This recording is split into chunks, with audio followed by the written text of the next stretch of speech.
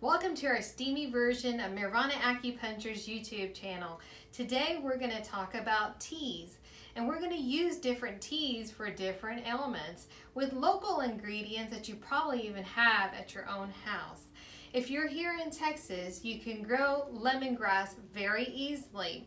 In Thai cooking, we use the bottom portion of the lemongrass. It's very pungent, very flavorful as well. Now for the tea, we can actually use the leaf portion of it.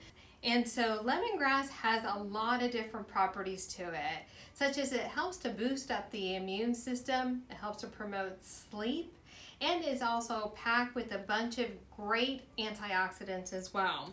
In fact, it's actually helpful for even relieving pain. So what we're going to use is the leaf portion of the lemongrass. I have some cut up here as well. And so you just take some hot water. That's it, very simple. And we're going to put some lemongrass inside there. If you don't like the grass floating around in your tea, you can actually use a cheesecloth bag, or you can use a tea infuser and put the lemongrass in there and allow it to steep.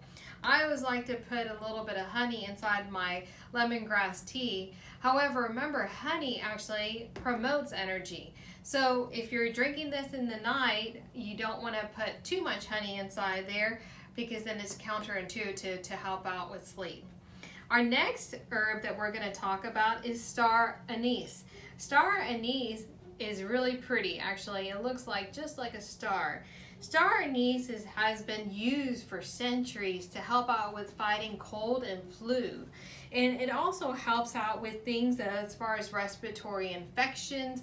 It helps to clear out the pathways as well. Star anise has a flavor of black licorice, and so if you have things like aversion to black licorice or a high blood pressure, you don't want to have too much of the star anise.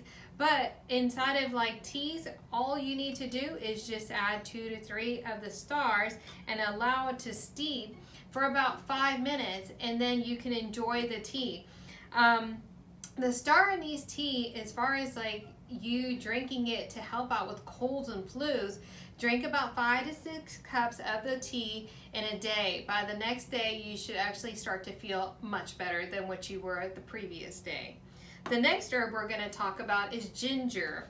Ginger is pretty local in any grocery store. It's super easy to actually use in cuisines and in tea too. So today, instead of the grated ginger tea, me being the herbalist, I like to use ginger granules. And so you can definitely use grated ginger as well. But all you do is put some grated ginger into your tea, and this will actually help out with things such as nausea. It even contains high levels of antioxidants as well, and it actually also focuses on trying to clear out the phlegm out from lungs too. Now, if you're here in Texas, ginger tea is not very good for you when it comes to our warmer months, which is pretty much 8 months out of the year, right?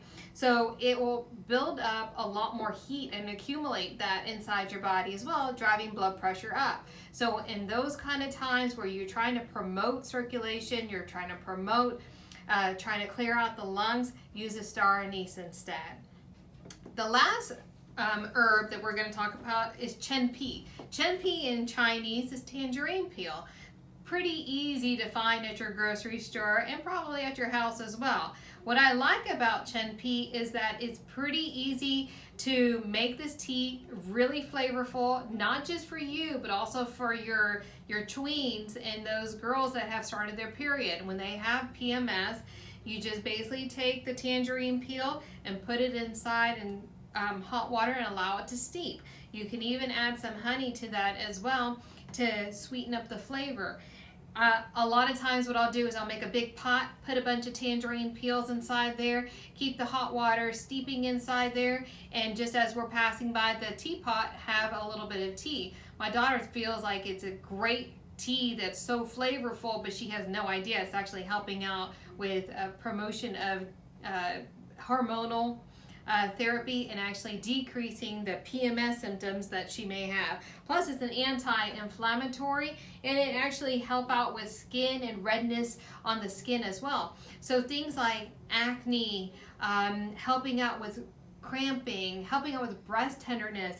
The tangerine peel tea is really helpful to help out with those conditions. And you can drink this all day long without any sort of like contraindications or adverse reactions as well. Again, if you add the honey, remember the honey is going to add a little bit more energy to the body too. So if you're having this as a treat at night, maybe not so much honey, but it's so much flavorful that you probably don't even need any of the honey. Well, this is basically what I wanted to present today, because these are pretty prevalent herbs that we can find very commonly inside of our own cabinets. So just wanted to share with you a little bit of information regarding these herbs. Make sure that you subscribe to our YouTube channel as well, and I look forward to presenting you with another video.